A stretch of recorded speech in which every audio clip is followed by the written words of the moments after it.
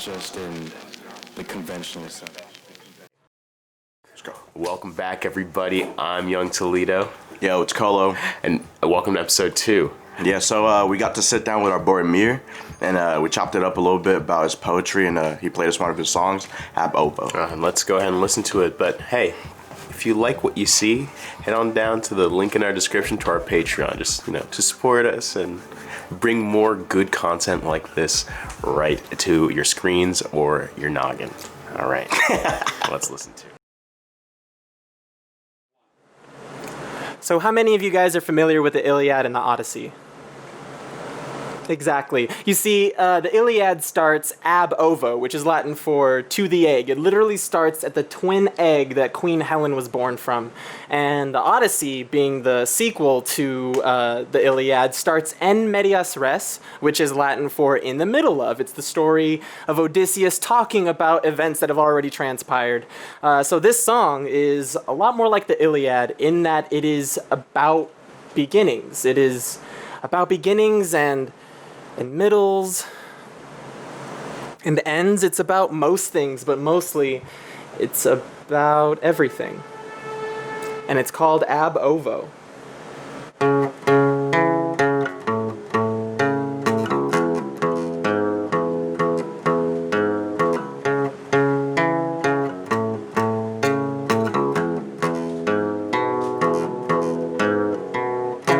In the beginning, I guess mistakes were made, which explains why so many of us still feel ashamed of what we had to do to climb from primordial sludge. We did with what we could. The troglodytes had hellacious fights. It was a hell of a sight to watch ourselves divide into souls, but we were never told how to do it right, which I'm convinced is why we still have nights like the one we just had.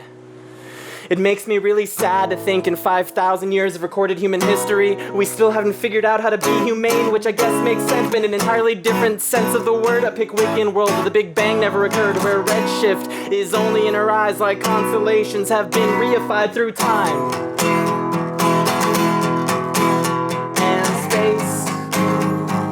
Let's go ab ovo to explain why we're so fucked up. Let's find someone else to blame. If our ancestors never left the trees, if their ancestors never left the oceans, if we descended from Adam and Eve, it explains why I'm so defective. Never outran those genes. I'm missing my ribs and I'm missing my brain. It seems the books, they must have misprint. I swear I've seen more people go at least just a little bit insane than I've ever heard complain of that kind of chest pain.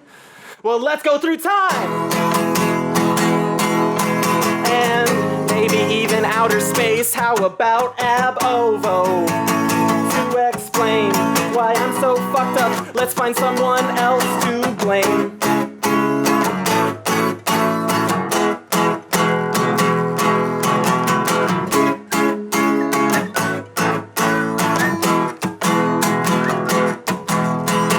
And if and when you wanna talk again, my phone is always on. And if and when you wanna talk again, my phone is always on.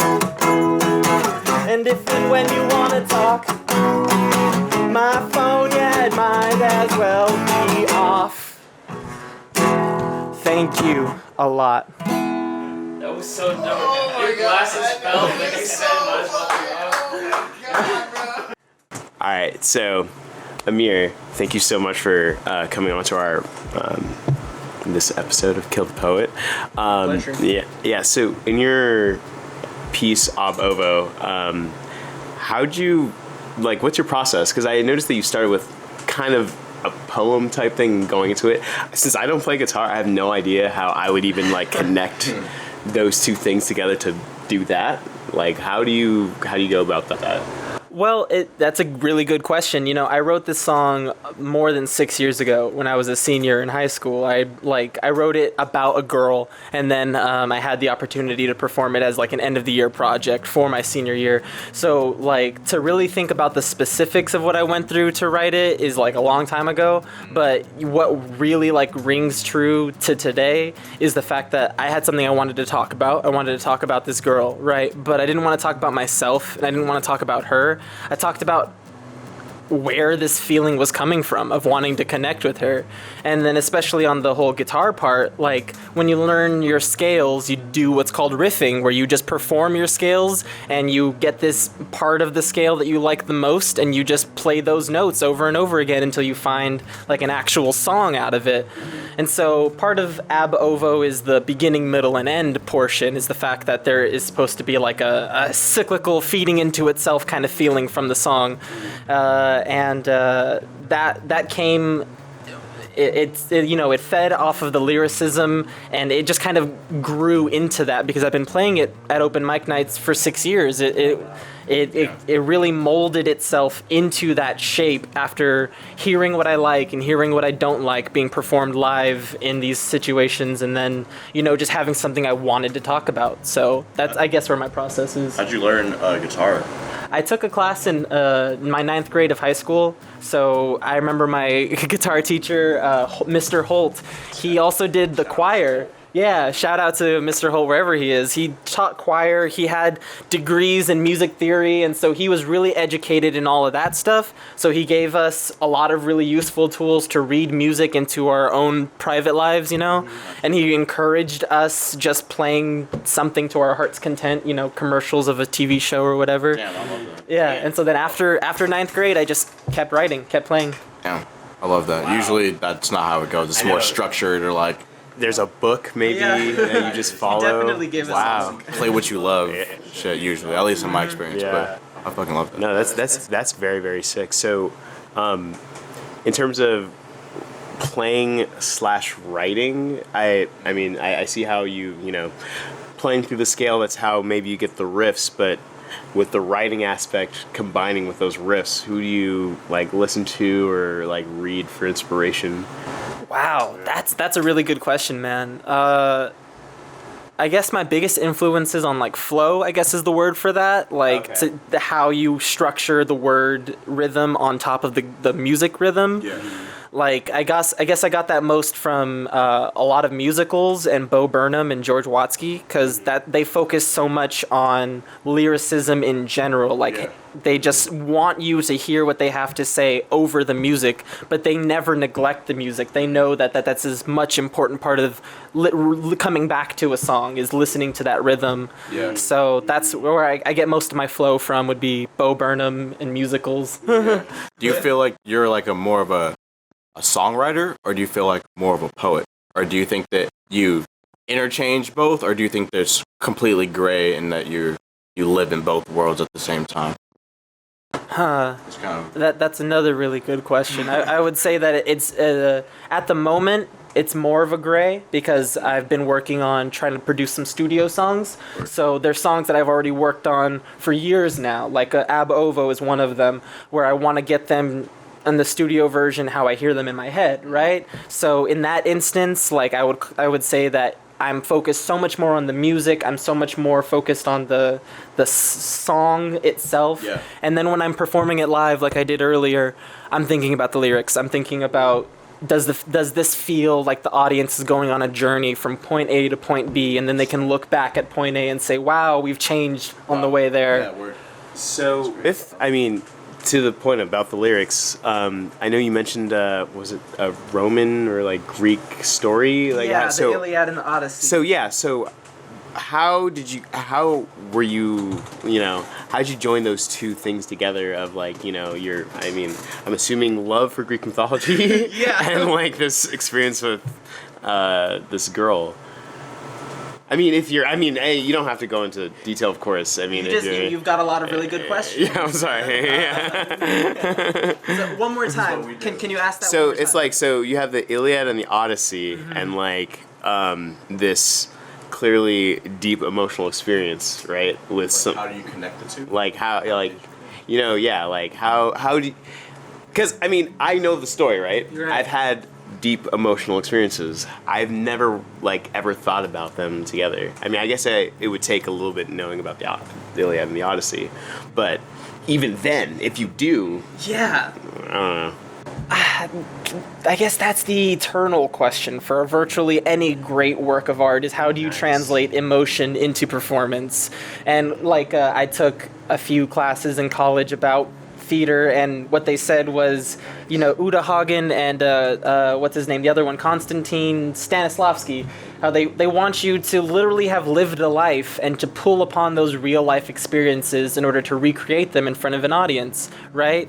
And so the entire classes you take is teaching you exactly how to do that. So in one sentence, to say how I combined the emotional experience of a girl I knew in high school with the technical skill to perform a song like that, I would literally have to say that I felt it. I wanted to do it so bad. I wanted to tell people, I don't want to blame myself for what happened with this girl, so I gotta blame somebody, because my scientific mind says something occurred to make this go wrong. Right. And I don't want to blame myself because I'm too emotionally immature to blame myself, so there's gotta be someone else to blame. So we go back all the way in the genetic spectrum to say it was Adam and Eve. It was the first two atoms to ever interact with each other. Yeah. They're the ones to blame, not me. Yeah. For me being a dickhead and making things awkward with this teenage girl. And I just felt the need to say that, No, that's so I found the medium to do it. That's crazy. That's fire. Wow.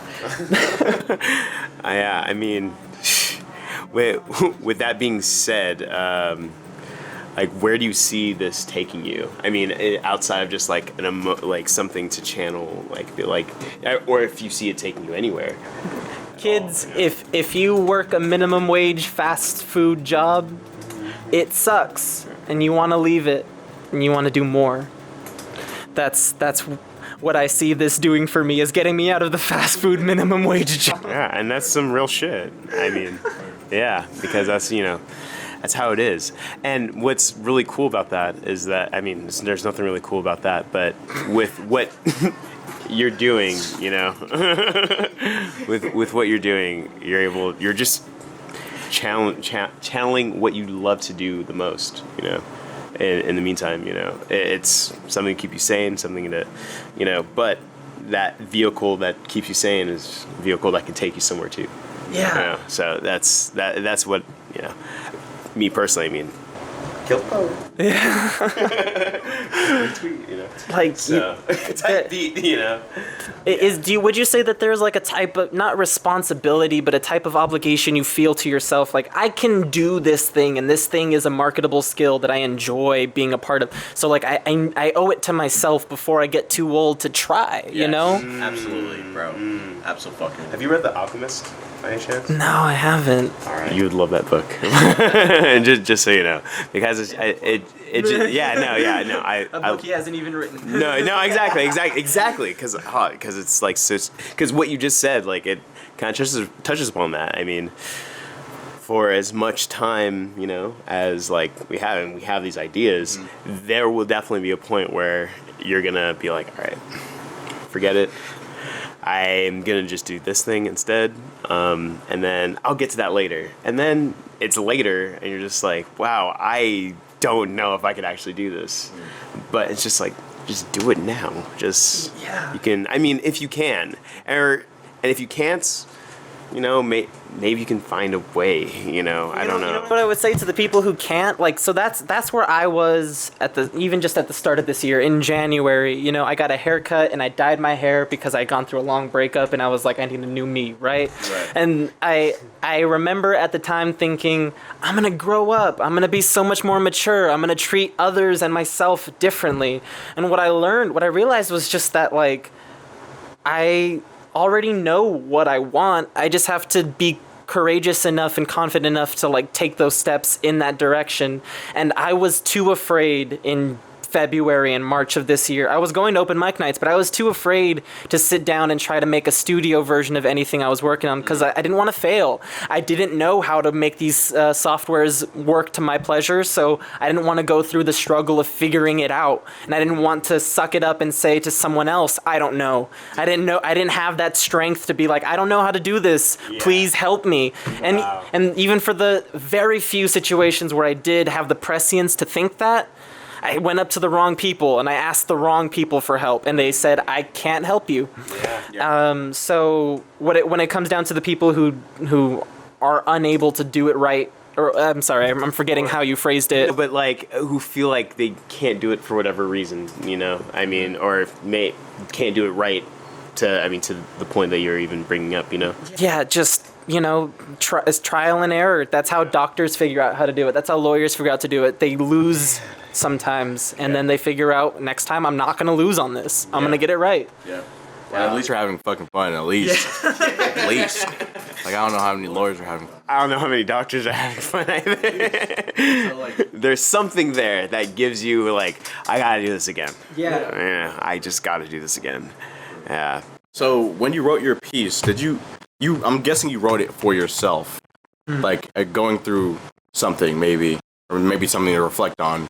But, and maybe in future pieces, or even with this one, if I'm misinterpreting it, do you seek to write for other people to try to get through their moment, or are you still self-expressing? I think I'm selfish. I think I'm still self-expressing. I recently sent a song I'm working on called Loud to a friend, and they told me, so basically you just want to make people feel like what it's like to be in your head. And I was like, yeah. I hadn't heard it said to me that way, but I was like, 1000%. Yeah. So I'm still selfish with that. I hope that people can relate. Like with Ab Ovo, it's not said explicitly in the lyrics, but it is 1,000,000% about like, I don't know the answer to your problem, and I kind of wish it was someone else's job to know that answer. And the beauty behind that is that you never know when another person's actually in the same fucking position or similar position. Exactly. That way you don't have to try to, stretch it like your truth to try to fit other people's narratives. It's like you're living your truth, you're talking about your truth, so it's like if they fuck with it and they vibe with it, it's extra special. At least, like, that's how I see it. Yeah, 1000%. It's fucking fire. It's great. Okay. So, where we at with it? I mean, if I can go off a little bit. Do it. Go. Yeah. Fucking do it. Go for it. So, like, I was just so depressed a year ago. I didn't want to get out of bed. I didn't want to go to work. And a month ago, or 2 months ago, I asked my work to be full-time. I told them straight up, I'm changing my life. I want to be able to have a future for myself that, like, I earned, not even that my parents are offering me handouts, but, like, I don't want to feel like this isn't my life, I don't want to feel like someone else owns it. And so I recently got called into my office, or my manager's office, and they were like, hey, we've noticed that there's been a change in your energy lately. Is there anything going wrong? Is there anything we can help you out with? And I told them, I don't want to do this forever. I didn't say this part, but this was the first thing that came to my head. I was like, my job sucks so much that the position above mine, your job, is to tell me how to do my job every day when I clock in. You guys refresh me on how to do what it is that I've been doing for 5 years. And, like, I didn't say that in the conversation. Right. What I ultimately did say was something to the effect of, like, I care too much about what I want to do, and I don't care about this job, and I don't want to get a different fast food job, because that's just stepping sideways, I'm gonna die before I grow old. That's the kind of mindset I'm walking around with, is that there's all this racial tension and there's all this political stuff that's going on where I am on the side that is radicalized. I am on the side that is ready to not necessarily spill blood, but put my life on the line. To be the person who stands up in the face of an armed individual and say, I'm not going to hurt you, but what you're doing is hurting everybody, not just me. In this instant where you put your hands on me, it's not just hurting me. So essentially what I'm saying is that, like, I'm afraid of the oncoming civil war, and I'm ready for that shit to happen. And like, I don't talk about it. Life is too short. Yeah. Life is too short, bro. And man, with that, bro, thank you so much for coming on, dude. Like, dude, you are amazing. Do you have, I know you mentioned a studio version of your stuff. When's it dropping? Everyone keep your eye out, keep your ear out, but I don't have a date for it yet, but I've been working on it for a long time now. It's called Basic Input-Output System. The abbreviation is BIOS, like a living thing, but a basic input-output system is a computer's mainframe. Yeah. So it's the duality. Yeah, keep your eye out for it. It's coming out. That's very fire. Where can people find you? YouTube and Instagram at Lost in Frickin' Orbit. Very nice. And we'll probably put that in the bio of all the things. Yeah. All right. Yeah. WDs. Yeah. All right. Thanks, bro.